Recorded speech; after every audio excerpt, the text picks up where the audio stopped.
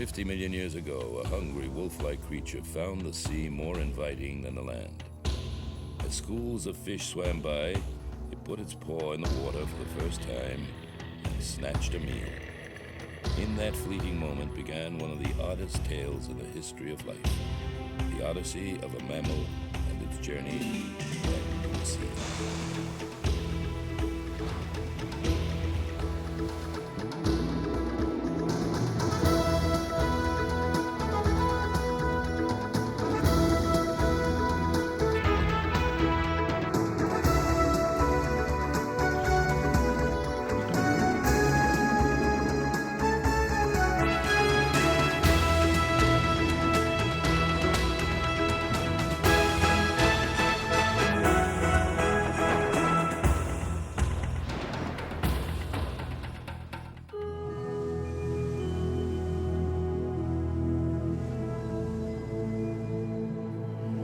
Confront a whale is to come face to face with a paradox. These exquisite creatures are remarkably well adapted to life in the sea, yet their ancestors were born on the land. Until recently, no one knew where they came from. Their fossil tracks seemed to dissolve into the briny depths. What intrepid mammal millions of years ago seemingly reversed the course of evolution and set its sights on being a whale? Now, a stunning cascade of whale fossils is emerging from the ancient seabeds, each an exquisite link in a once broken chain. Shark-Tooth Hill, 75 miles inland from the Pacific Ocean in central California, is one of the most famous places in the world for finding fossils of sharks and ancient marine mammals. Here, paleontologist Larry Barnes and his team have uncovered the remains of dozens of extinct sea creatures that lived 10 to 15 million years ago. The place that we're sitting now was at one time the bottom of the ocean. And as evidence of that fact, here is this whale skull sitting at my feet.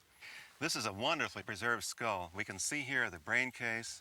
This opening is where the nerve cord goes to the brain. The eye was under here. The nostrils here. Is there any other, do you want to put Gliptol anyplace else? We've got it, we might as well No, I use it. really don't want any more Gliptol on than we have to put on it. Why? Well, just... For more than a century, the origin of whales has sparked one of the most heated debates in evolutionary theory. It began with the publication of Charles Darwin's The Origin of Species in 1859. Darwin believed that animals changed over time because nature selected those individuals with the most advantageous characteristics. Survival of the fittest. But how could earthbound creatures sprout wings and land mammals transform their legs into flippers? Darwin concocted a hypothetical tale to describe how one animal might evolve into a totally different species. He had heard of bears swimming for hours, with their mouths wide open catching insects. So I can see no difficulty, he wrote, in a race of bears being rendered by natural selection more aquatic in their structure and habits with larger and larger mouths until a creature was produced as monstrous as a whale. For Darwin, it was a political mistake, and he realized it immediately. Critics pounced on the tale. Darwin wrote a friend that it is laughable how often I have been attacked and misrepresented about this bear. Vindication was not long in coming for some of Darwin's speculations. The year 1861 saw the discovery of a creature called Archaeopteryx, which was half bird, half reptile. What Darwin needed was an animal that was half bear, half whale, a link between the sea and the land. But there would be no discovery of a whale that could walk in Darwin's lifetime.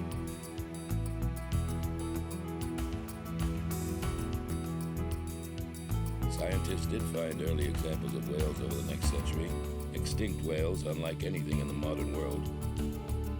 They were all fully aquatic. There was no evidence of a link to land mammals. The search for a missing link would become a thorn in the side of paleontologists, according to Harvard biologist Stephen Jay Gould. Here you have whales, who are obviously mammals. They give birth to the young live, they have hair, they have all the features of mammals, but they look so unlike any standard mammal. Mammals are creatures with 4 legs that run around on land.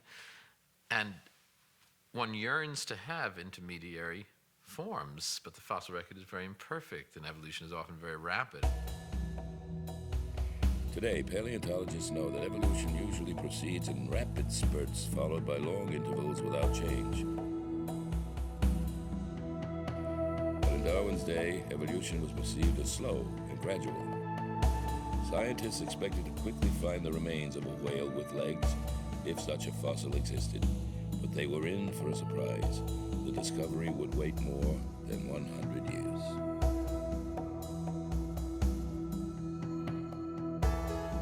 In Louisiana in 1834, paleontologist Richard Holland discovered the scattered remains of a huge animal. Holland mistakenly thought it was an enormous lizard, and so named it Basilosaurus, king lizard. Although the fossils were incomplete, Holland was confounded. Basilosaurus was very old, yet looked like a modern whale. It was a fierce predator with flippers and a large fluke tail. The oldest known Basilosaurus, paleontologists had pushed the origin of whales back 40 million years, but there was still no hint of a missing link. Then, in 1989, in a remote desert in Egypt, Philip Gingrich of the University of Michigan discovered another Basilosaurus fossil. This Basilosaurus had legs.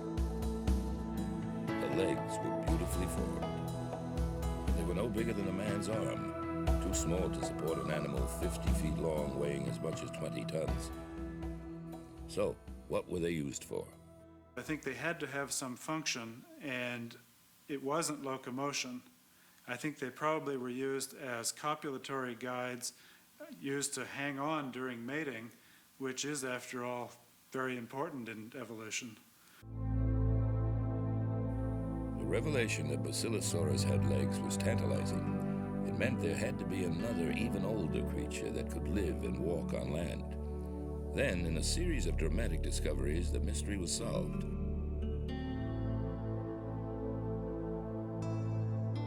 The first big break came in 1983 in Pakistan.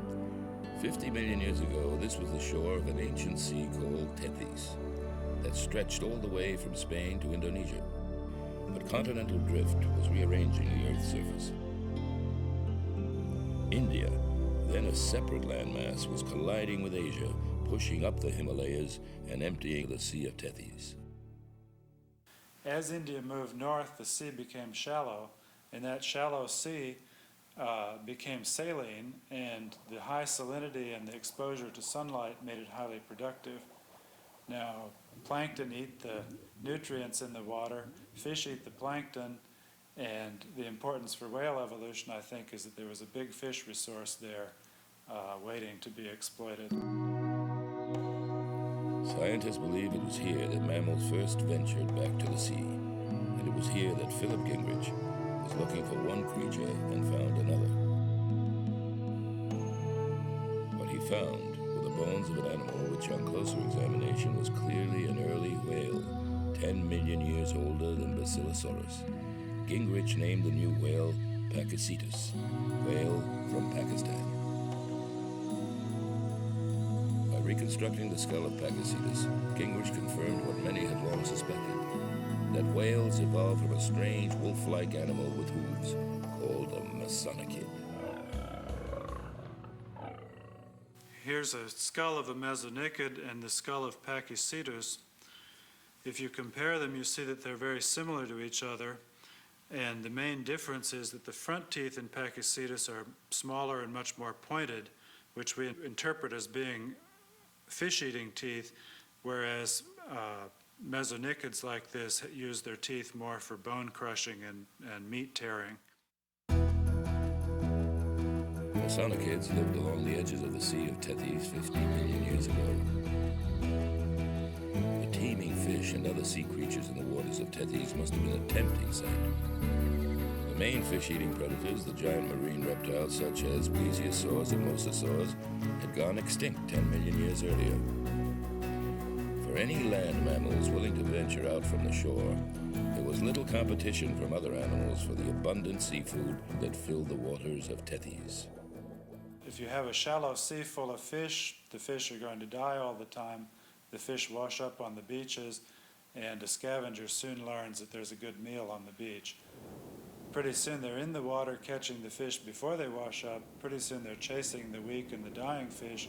Pretty soon they're chasing the living fish, and I think pretty soon you have a whale making its living by eating fish. Evolving from the Masonichids, Pachycetus had developed not only fish-eating teeth, but also a thickened ear pad for hearing underwater. But Pachycetus was still very much a land mammal, spending only a small part of its time in the water.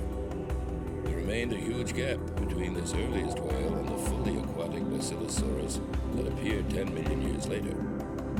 If Pachycetus had indeed been the prototype of a primitive whale and grown in size, lost its legs, and developed a whale's tail, more intermediate fossils would have to be found to prove it.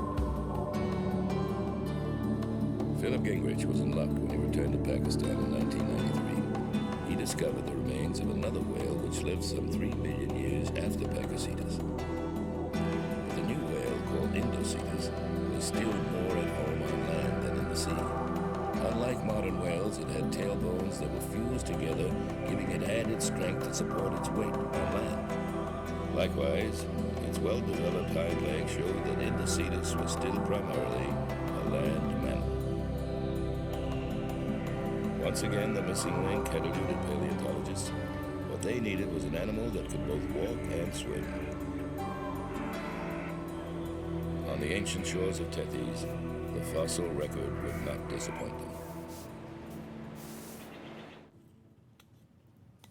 The most finely forged link in the whale evolutionary chain emerged in 1994. Like his colleague Philip Gingrich, anatomist Hans Thewissen also made the long trek to Pakistan in search of ancient whales. In sediments almost 400 feet above the beds that yielded Pachycetus, Thewissen and his associates collected the remarkable skeleton of a new whale. In his lab at Northeastern Ohio University College of Medicine, Thewissen assembled the skeleton and realized he had found the evolutionary Holy Grail, a relatively complete fossil of the elusive, the impossible, the always derided missing link. He called it Ambulocetus natans, the walking, swimming whale. The most important single aspect of Ambulocetus is that it documents very well the shape and the size of the limbs, the forelimbs and the hind limbs. This specimen is more complete than any other primitive whale, and it shows us therefore something about